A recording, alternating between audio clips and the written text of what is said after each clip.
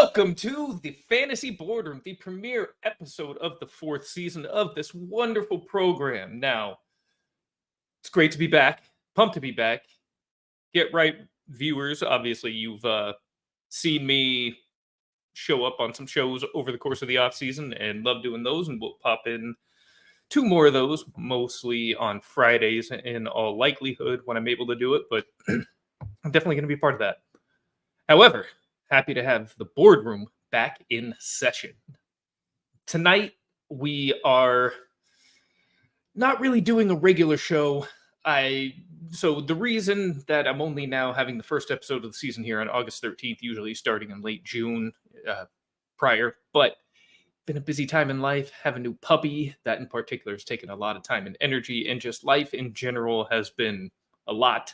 Haven't really been able to carve out the consistent time on a weekly basis to do this, but the season's fast approaching. Gotta be ready to do it now. So excited to be doing this for you. And tonight won't be a regular show because we're in the middle of the mock tournament of champions. That is right.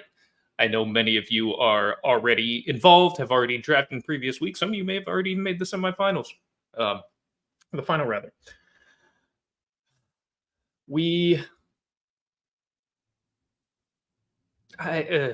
My apologies for stuttering here.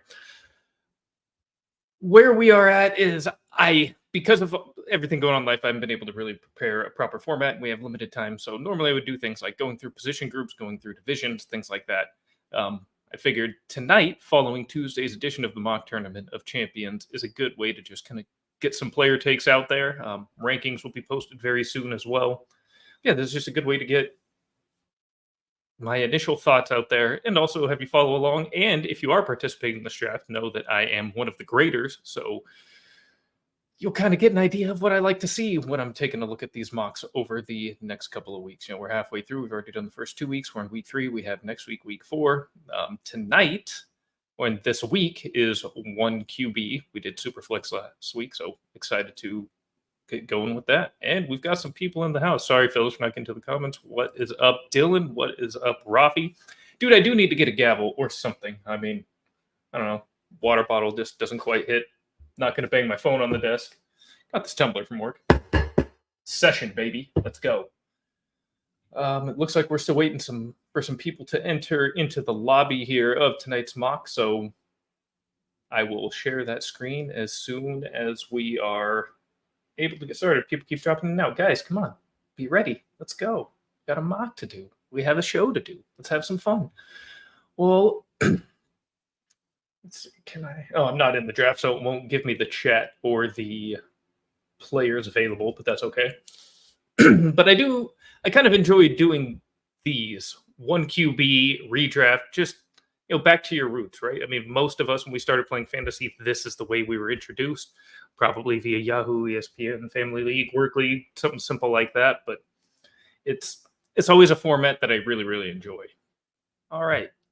We have officially gone underway. Josiah with CMC here at the first pick, kind of chalk.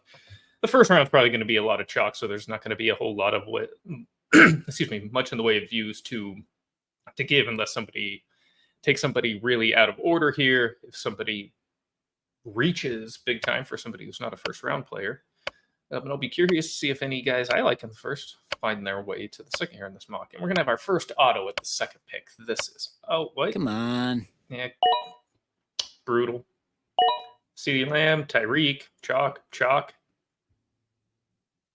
I will say, though, I do love these receivers and like taking them early. I really don't hate taking a running back here because you can really get a couple of nice receivers here on the back end. Or if it looks like it's going receiver heavy, but you don't really know that, there's not 1 QB. You're not going to see Taylor or Barkley really fall back here. In Superflex, you might, though.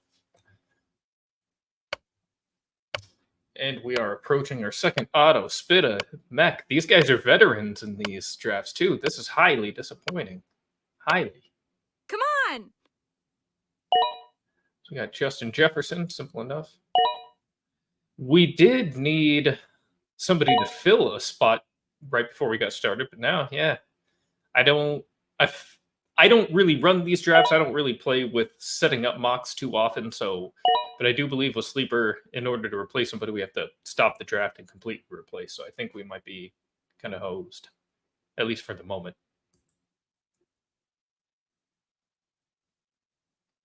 All right, so then we had Jefferson autoed, Bijan by Heat Override, Uno Gas taking Amon Ross St. Brown here at the 1.7, AJ Brown at the 1.8 by Big Corey, Nader with Jamar Chase at 9, and Puka Nakua at 10. All right, so finally I have something interesting that I can say here. Puka Nakua is not a first rounder in fantasy football this year. I understand the season that he had last year. I understand he is a very good player. I'm a big Puka fan. I wish he didn't get drafted by the Rams, but whatever. BYU fan, so I was really hoping to see him be successful here in the league. I just don't think he's going to see the same volume this upcoming season. And a big reason for that is the health of Cooper Kupp, who is currently healthy. He was not healthy for big chunks of last year. And I understand he'll have the trust of Stafford. Stafford can make 2 wide receiver ones. That said, to be a first rounder, I feel like you need to be a top 6 wide receiver, top 7. I'm not sure Puka's going to approach that. And I really think we're going to see a Cooper Kupp resurgence this year. So when we get to him, I'm likely going to view him as a big value. But Puka before Garrett Wilson, before Drake London, I cannot get on board with that. Not at all. And frankly, I would rather have Kupp. Kyron Williams, see, another Ram. This is another one that I have feelings about. 6th rounder, he's not a particularly great athlete, feasted on a ton of volume last year. Sean McVay does like to ride a horse, don't get me wrong. But they did draft Blake Corum. So it's a higher investment. I think Blake Corum is a better player in general. Now, has he been able to earn the trust of the Rams coaching staff? Obviously, Kyron's going to be the guy to start. I'm just not sure if he's going to hang on to it and see nearly the volume he did last year. I think he's got a real challenge and a real issue with who's competing for him in the backfield, or with him in the backfield. Did not have that issue last year. There was nobody that he had to fight with. So it was easy to give him, virtually 100% of the work. And Rafi makes another good point. Seymour, we might. I mean, it's very much a big part of the Shanahan-McVay offense. So we'll see. And with a guy like Corum, who is a more adept receiver than Williams, that could be the case. I certainly hope it is.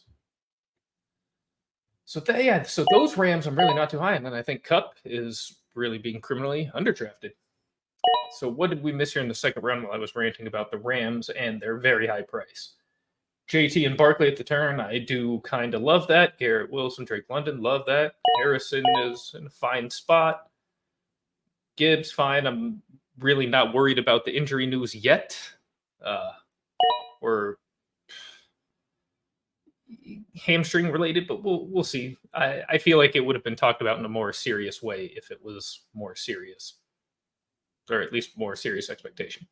Pacheco there, a little high for me. A couple guys would rather have one after him. ETN, HN, I certainly would. Jacobs, I don't know. But I probably would wait until the 3rd round for Isaiah Pacheco, Josh Allen, go in QB early. Given he could have gotten him on the way back in theory here, I don't know that I love that either. I do like having an elite QB in one QB, don't get me wrong, but not in the 2nd round, not at that opportunity cost. ETN is fine, HN is fine, Evans, Olave that go along with CMC. That's not a bad wide receiver duo. Might have rather had Debo than Olave, but I'm not going to nitpick too much. And probably Debo than Evans. Debo over one of them, we'll say that. Sorry, bro, give the shame to Mech and Smith. That's what I said. They're veterans. They've been here. It's disappointing. Very disappointing. These are guys I expect better from, and even worse, these guys are good drafters. It's unfortunate they will end up disqualified for this, but it is what it is. It's just a bummer for the rest of the participants and a bummer for them because they draft with giving themselves a great chance to win. You hate to see it. So yeah, Debo, Jacobs, DJ Moore. There's some interesting builds here. We're seeing Wilson and Ravens start to... We'll see if they continue to go 0 RB. Let's see what these round 4 picks are. Nope, not for Wilson. Cooper Kupp there at the end of the third. Absolutely love it. Hurts. I think that's a fine spot to take him there.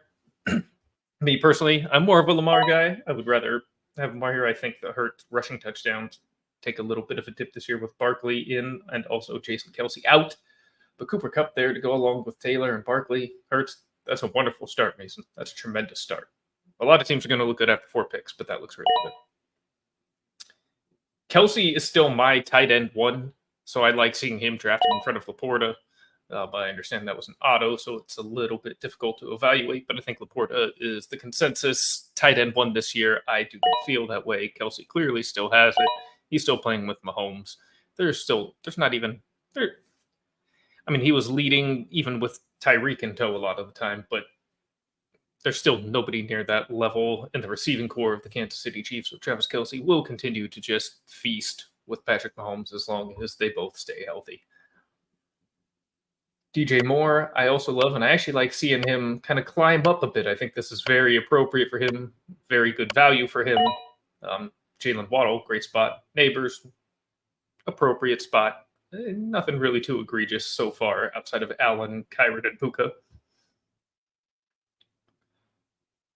But DJ Moore is a guy I really like. So where is he? 1, 2, 3, 4, 5, 6, 7, 8, 9, 10, 11, 12, 13, 14, 15, 16. Actually, no, I think he should be up a little bit higher. I mean, I'd rather have DJ Moore than Nico Collins, Chris Olave, or Mike Evans, if I'm being frank. Actually, I'd really like this turn more if you had gotten Debo and DJ. That would have been really, really nice right there. However, another nice value that just hit the board, though, by Josiah, Mark Andrews. He is my tight end 2.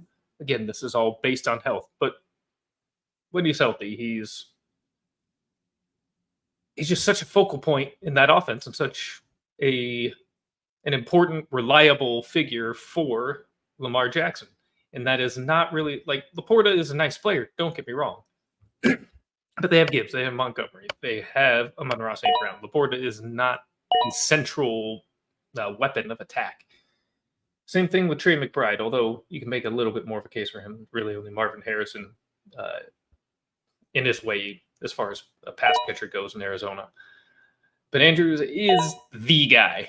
There's just no ifs, ands, or buts about it. So it's all a matter of health with him. So I love him to be the tight end 2 this season. So getting him at this pick 49 overall, that's pretty nice value. I still have the sounds of draft board. Is that a bad thing? People not like those? We'll get rid of them. I think it adds a nice ambiance. I mean, I need to get some background music going. I need to do something to make these shows a little more theatrical. Got to see if I can find, or, we're in the boardroom. It's probably going to have to be just some mellow classical. Put the audience to sleep. No. Alvin Kamara is, I think, a really, really nice target in what would normally be the dead zone of RBs. But if you are going to take a heavy start at other positions, like I would have really, again, unfortunately, Mech's on auto, but I would really like to see that team take Kamara. That would have been very nice for him. It's nice for FaZe as well. He kind of tailed off a little bit right at the end of the season last season, but I wish I had more notes in front of me. Again, I'm so sorry. This is supposed to be a little bit easier to riff, but I like being able to give specific stats sometimes when I can't. But we'll do this instead. So Alvin Kamara, when he first came back last season,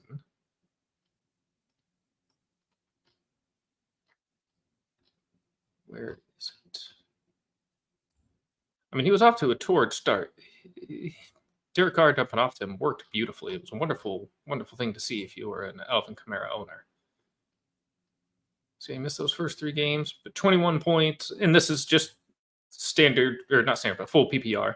21.4 points, 18.7, 17.4, 29.3, 27, 11, and then 18.5, 15.9, 28.9. I mean, the guy was on an absolute tear, unfortunately, up until playoff weeks.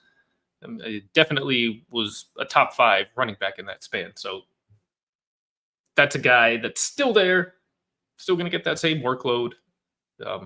If you've seen Dennis Allen talk about Kendra Miller, geez, I can't even talk. Kendra Miller, it's, it hasn't been especially glowing.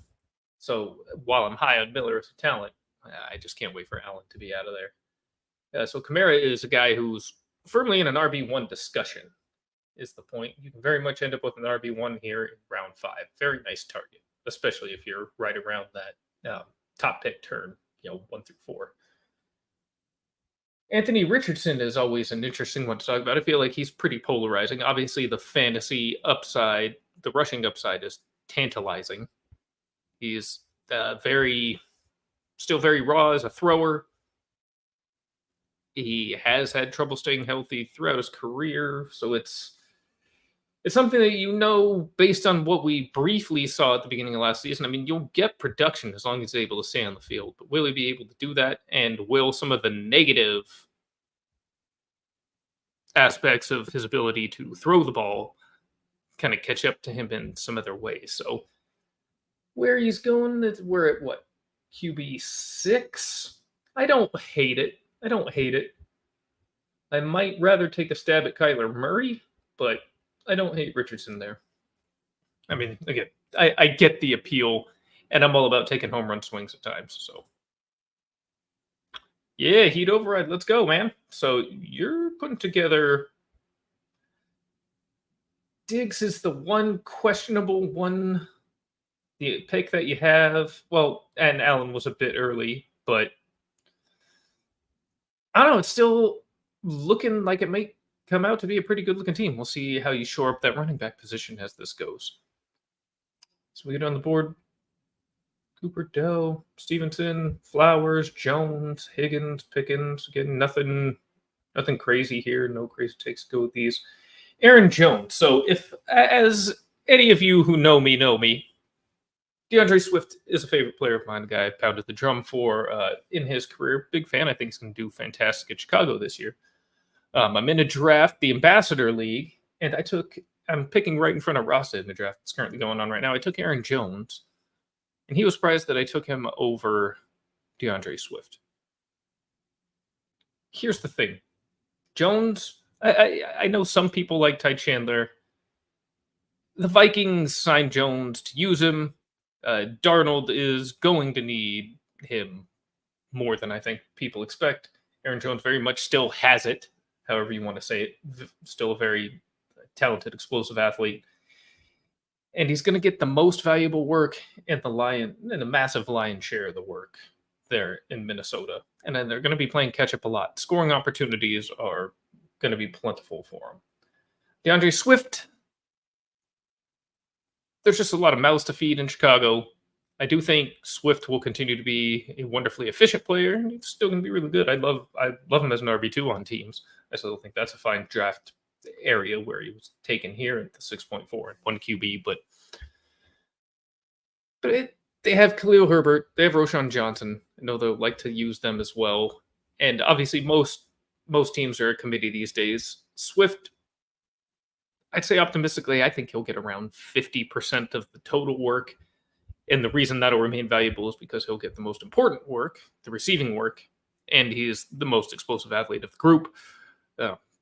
He can break one anytime he touches the ball, and that's always an appealing asset of a player.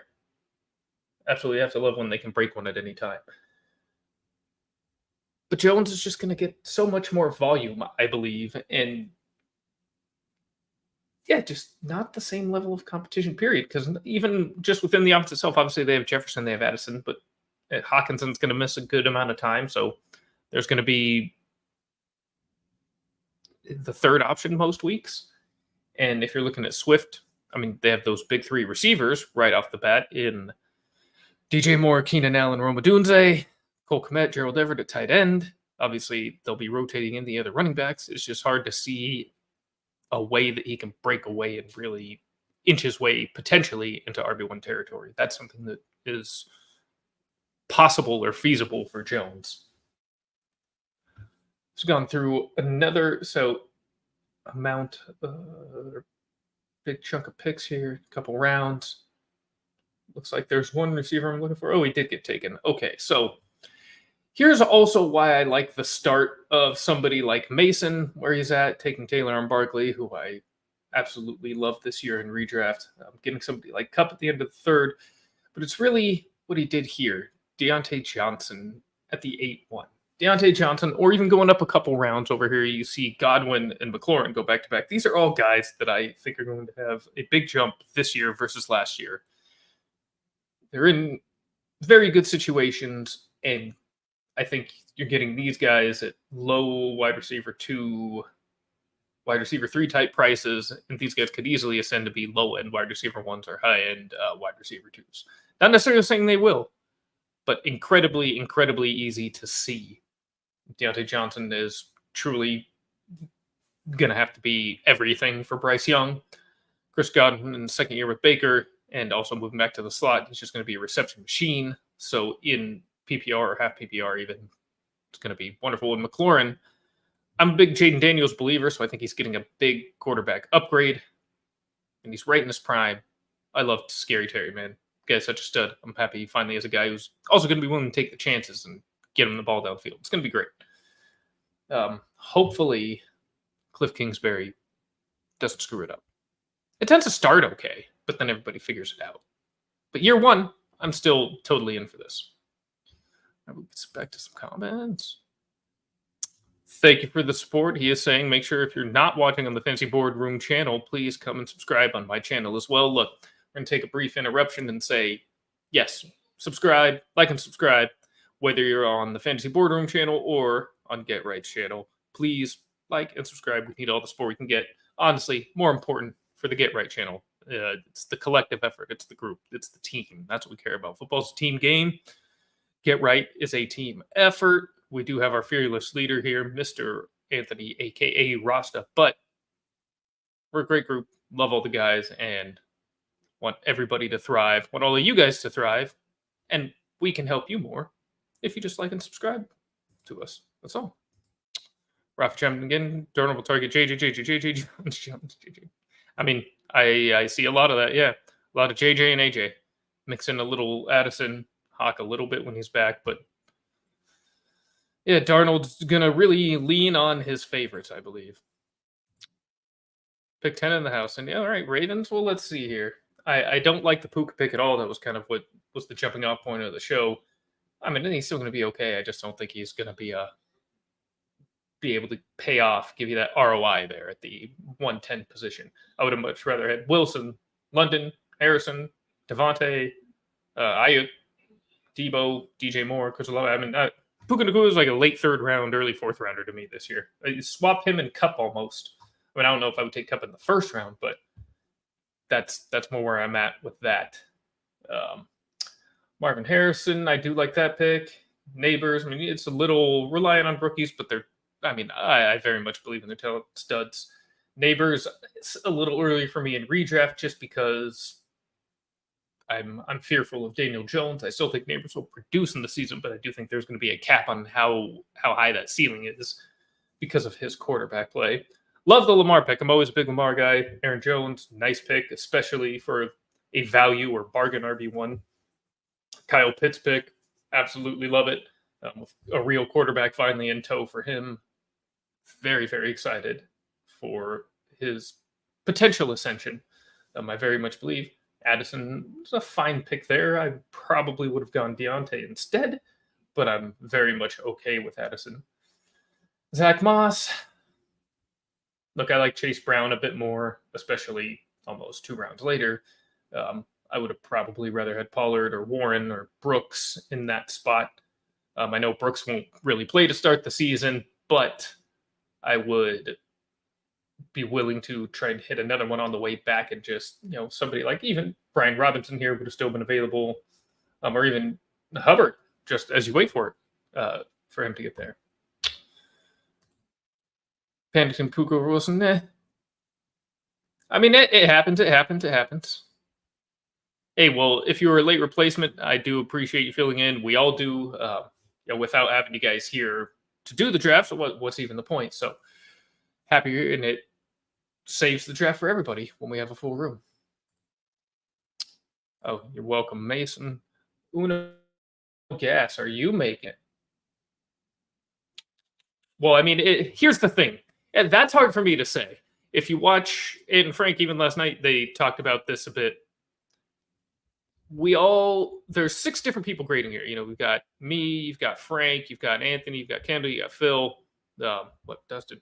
There's we've, there's a lot of graders, and we're kind of breaking on a sliding scale here. I'm not going to go into the full process, but there's 6 different opinions. We all view team building a little bit differently. We all have players we like a little bit differently. It's really kind of fascinating sometimes to go back and look at how we score it and compare who liked who. And I mean, there was one last week I had as my favorite team, and I think there were 3 of the other guys didn't even rank them as a top 6, and it was my favorite of the group, and I thought it was flat, inarguable, not debatable, which is crazy and something that's subjective to fantasy football. But so I can't really say if you're making it. Now, are you going to get a score from me? Am I going to put you in my top 6? There's still some rounds to go. It's hard to say, but I would say you have a very good chance because I like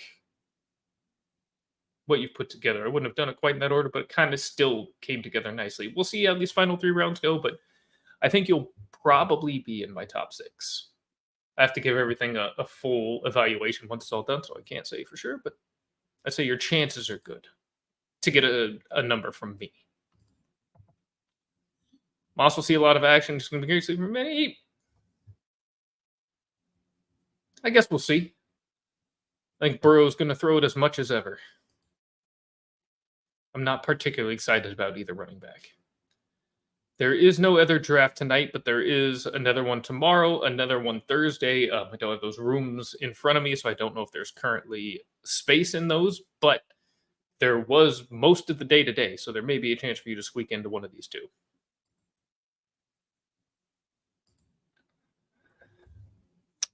Anthony, yeah, that's how I feel. My number 1 team isn't even usually top 6 for at least 2 others. Yeah, fascinating. No, it is.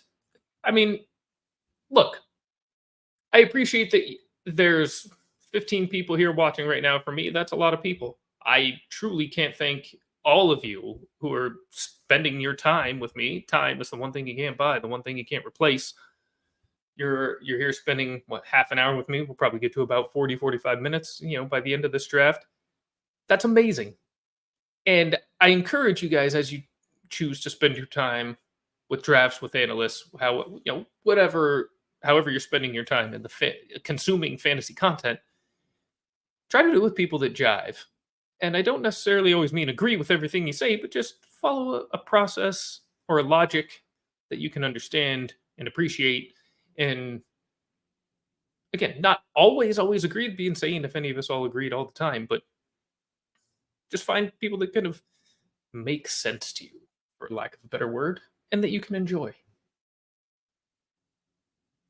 Oh, we got the tournament link incoming. Thank you, Rafi, for doing so. Almost like a producer in the crowd.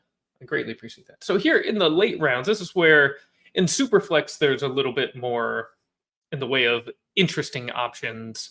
In the 11th round and later, it's a bit thinner when it comes to one quarterback, but that's okay. We're starting to get into some, wide receiver 5s, running back 4s. So I'd say here in these late rounds, guys that I look to see. So if you need somebody who might need to hit a home run for you, like Ravens here, Trey Benson, I'm still mixed on how much I believe, but if something happens to Connor, opportunity is sky high here for Benson.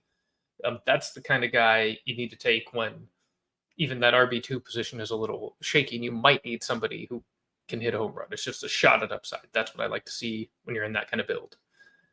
When let's see here.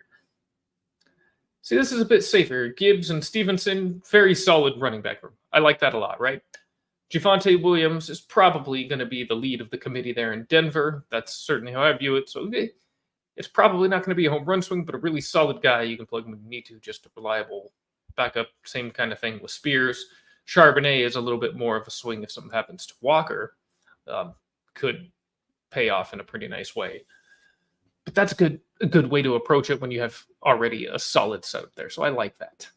Same kind of thing here. Gus Edwards, probably limited ceiling, but decent, reliable backup production when you already have a Warren, Henry, Pacheco room. But guys here, in the 10th or later, really, see, this is a little too early. So 10th or Benson, Cora might like, mostly because I think he could usurp Kyron at some point. Not saying he will, but it's very much on the table for me. Kendre Miller, again, this is another potential home run swing if something happens to Kamara, but it would absolutely take something happen to Kamara. There's zero upside as long as Kamara is healthy with him. Algier, it's interesting because, you look back last year and you think of the atrocities committed by Arthur Smith in Atlanta and how much volume Algier got compared to Bijan Robinson. Now, this is drafted by the Bijan drafter as well in heat override, so I guess that, nice little handcuff there, but I really think it's going to be the Bijan show, so I wouldn't take Algier unless probably as a handcuff, frankly. So actually, I'm okay with that there. Jalen Wright is another one I like here, in this range. He's got two fragile players in front of him and is in one of the most run-friendly offenses in the entire league. Mostert, shockingly, has had a couple of pretty healthy seasons after being injured literally every single season prior in his career. And Achan got injured, I think it was 6 or 7 different injuries last year as he navigated through. He's just a smaller guy. He's an insanely explosive player, and he can take one to the house anytime. But, man, it's hard to not try to account for the risk that the two running backs in front of Wright face. And should he get any meaningful volume, he'll be in a really nice spot for that. And I think he is just a good enough athlete to be able to be taken advantage of by that Dolphins coaching staff, McDaniel. Kamani Vidal here. So people probably aren't as neurotic as me are following every team's news very, very closely. But Kamani Vidal probably looking like he may not even make the 53-man roster there, so he is probably not the player that I would have looked to take there, but at least he has the corn pick to save that. Marshawn Lloyd, I had been really high, and I still am long-term, but this season, he's already dealt with a couple of different injuries. The only thing that I think helps him is if he does get back to health relatively quickly. A.J. Dillon really just isn't that good, so that's going to provide opportunity for him. I think he might be the best athlete in that backfield, including Jacobs. Obviously, Jacobs is going to be, he just got paid. He's going to be the lead back at the very beginning, no doubt. But Lloyd's just a stud player. Fumbling issues, though, so I'm a little worried about that, keeping him on the field. Think about Rojo, another USC pack that's had fumbling issues. And he got his career really railroaded by Bruce Arians, and hopefully Matt LaFleur can see the value in Marshawn Lloyd. But this year, it's probably limited, but I still like the swing in the 13th round. That's a guy I can get behind. As far as receivers go, Mike Williams might be my favorite 11th plus round target here. Just another guy that's fully health dependent. I know he's coming off an ACL and is going to be playing with a 40-year-old quarterback coming off an Achilles tear in Aaron Rodgers, but it's still, I still think Aaron Rodgers has it in his arm. So as long as these guys are on the field, you can't throw to Garrett Wilson every play, regrettably. Some of this is going to go to Big Mike, and he can make things happen. I believe he was the wide receiver 10 in points per game before he went down last year. So he can still play, man. And we'll find out real quick if he can't, if that ACL is really hampered him and he looks dead, OBJ-like or something. But there's a ton of upside there. I think Jacoby Myers, who went right behind him, is still a nice target. I know that some worry about the QBs there, but guess what? He was, wide receiver 24 last year in PPR with that same QB play, and part of that being Jimmy G. So if he's able to be a wide receiver 2, I would happily take that. And I don't think it's going to be wide receiver 2, probably more like wide receiver 3-ish, but or very low end there on as far as that goes. But even still, the 11th round, that's free money, man. Certainly compared to guys like Mitchell, Palmer, Leggett. I don't think there's much there with those guys. So obviously, you're kind of taking shots no matter what here in the late rounds. But I think there's guys that are better bets, and one of those guys is the guy that's proven that he can put up good numbers even with mediocre QB play, as he just did on the same team, same system last year in Jacoby Myers, and Mike Williams, who's consistently been able to put up big numbers when he's been healthy. That's the risk. And if he gets hurt, it was an 11th round pick. You'll be able to find somebody to replace him. It's fine. It's fine. So those are just, a lot of the off-the-cuff player takes as they went off the board here. I'm going to get myself a little more organized for the rest of the preseason weeks, but I just wanted to get back in front of the camera, wanted to get back into the boardroom, wanted to be part of our newly set Get Right schedule. We've got content for you coming every day of the week. Once we get into the actual season, that'll include weekends, but right now, Monday through Friday, every single day, right here on Get Right. We have so much for you. Got the Fantasy Football Tavern. We've got Get Right with the boys, Frank and Ant, and then also Mike. Monday, Wednesday, Fridays. God, it's just so much. And of course, Fantasy Boardroom. So, but I just wanted to really get back in front of the camera. I was really excited to. I gotta get out of this. We're done with that. It's distracting me. I just want to be back in front of the camera, back in front of you guys. Just get back talking fantasy, talking ball, and get back to some level of consistency. So in years past, the Fantasy Boardroom has always been a Wednesday evening program. Now we're going to move to Tuesdays. We already have Wednesday content. It's probably a little easier for me to move to Tuesdays anyways.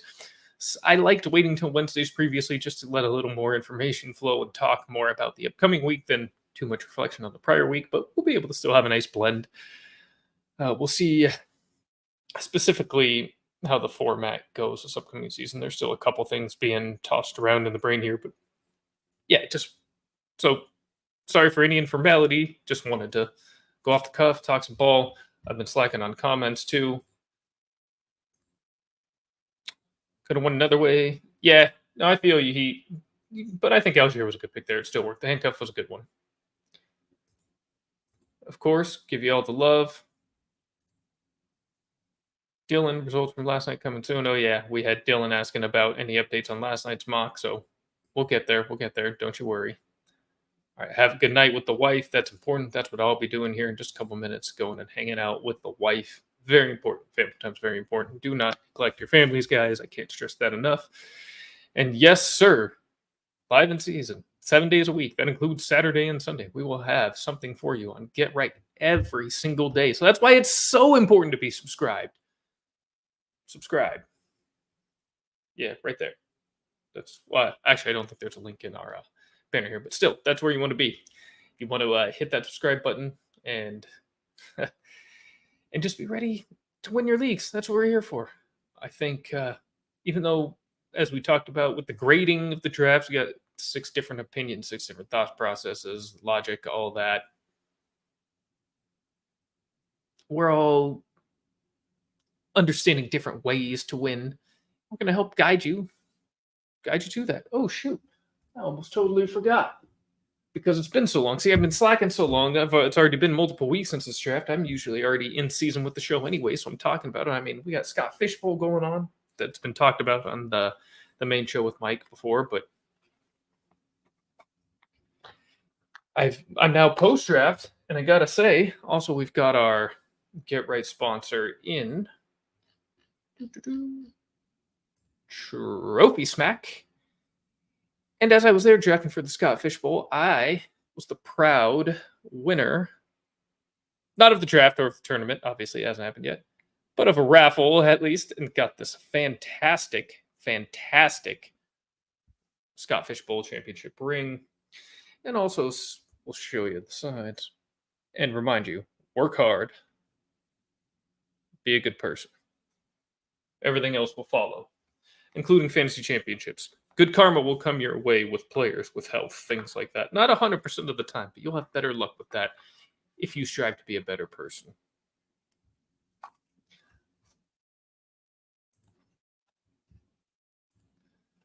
That was funny. Hey, you know what, Corey? That's just part of life. can hear my dog barking in the other room a little bit too. At least one of them, because he doesn't know how to be quiet. That's just the part that's okay with them yelling at you. That's part of the fun, I like to think of it. When am I bringing out the pimp suit again? I'm going to be fully honest with you, Rafi. Bought those suits some time ago. I'm a man in his 30s that does not put in the proper time in the gym. And those slim fit suit jackets that I bought some time ago don't quite fit correctly right now. And I simultaneously have no shame and a lot of shame about that. Like, I don't care what you guys think about, but for me, just personally, individually, need to change that. But while I'm trying to work on that a little bit, I can't tell you exactly when I'm going to be back in season shape to make that happen. You know, if I showed up to training camp the way I was right now, I would have already been cut. Been like, "I get your ass out of here." So, yeah, that's where we're at right now. So we'll see when that's coming back, man. Use promo code GetRight when you order from Trophy Smack, baby. And I'm also going to give them another little bit of love, as I often do otherwise. Doing the draft there is so great. Such a great company. They have such great products. I mean, hopefully, with this particular camera, you're able to get a sense of how high quality that ring is. I think it's hefty. I think it's heavy as a But the belts are sick. The prints are sick. The draft boards are nice. They're fun. They have the fun, like extra stickers, not just, the players. Just great vibe. Great people at that company. Really, really enjoy it. Matt, the owner in particular, stud. Just absolutely love the dude. They know how to throw a party. They know how to crank out great fantasy championship awards, whether it be trophies, whether it be belts, whether it be rings, whether it be chains. It's awesome. So if you have a need for any of that kind of stuff, and I'm sure you all do at some point, especially home league or important leagues, man, that's the spot. It's awesome. The ring is awesome. And yes, it would make a great league championship prize to pass around, especially if you have a league that is not all local people, not the home league, but you got people all across the country, maybe even the world, and you need to ship that thing. Hell of a lot easier to ship this, I don't know, 2.5 inch squared, maybe 3 inch squared box versus one of those hefty trophies. Maybe you can find a way to get it engraved on the inside, be able to keep track of the champions. It's been great being back here. I can't wait until we're truly in season. I'm upset at myself for not starting until August 13th because I know a lot of the people, especially people that follow me, I try to cater to everybody as much as possible, but not the most casual players. So players that may have already begun drafting. I haven't even put anything out there yet. And if I can't even be there for those people, what am I doing?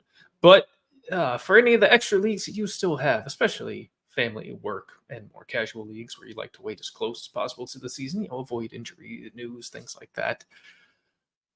At least I'll be here for you for that. And we've already got preseason underway, so we'll be able to mix in some of what we see there, particularly interesting probably when it comes to just play of the rookies and how they looked at the eye test, not necessarily full results or anything like that. Certainly not learning anything about veteran players, but at least it's another resource to draw from. Just so damn pumped. I just need, and now I think we've gotten this puppy calmed down a little bit. He is getting acclimated to the house. We've had him for about 5-6 weeks. I can actually breathe a little bit at the end of the night and be able to start to put some stuff together. So can put together real shows, not just have to be like, hey, I want to be on there. Let's just throw up the mock and let's go. Just ready to do it, man. Ready to do it. I'm ready to help everybody with the whatever's left of draft season. I guess we still got almost a month, so maybe there's more than I think. Yeah, man, football is here. Football is here. And also, world football is here because the English Premier League starts on Friday. And if you are a sleeper user and you like soccer, football to the rest of the world, they are now doing English Premier League fantasy leagues. And I'm currently drafting one. Don't really know what to expect. As much as I enjoy the game, I've never really had enough friends that also enjoyed the sport to play in a league with, but we've been able to put something together. And we'll see how this goes. So yeah, football and football, all the footballs. That's what's going on. We're footballing Rafi, my brother. It's great seeing Joe Burrow in your profile picture there again, too. For sure. Or is that Joe Burrow? I don't even know. It looks like Joe Burrow from here. Awesome show as usual. Appreciate you. I don't know how great it was. Again, a lot of just rambling. We're just following the mock, but just wanted to talk ball. Just wanted to give some bad, no, just kidding, some bad player takes, some horrible takes, lose everybody their leagues right here at the beginning of August. That's what football is all about. Please like and subscribe to the Get Right Fantasy channel. Please subscribe to the Fantasy Boardroom channel, and please comprehend and retain whatever the hell I said earlier to help guide you to championships. And also, don't be afraid to DM me on Twitter. I will never call it X, or on Sleeper. Same FF_tycoon handle for both.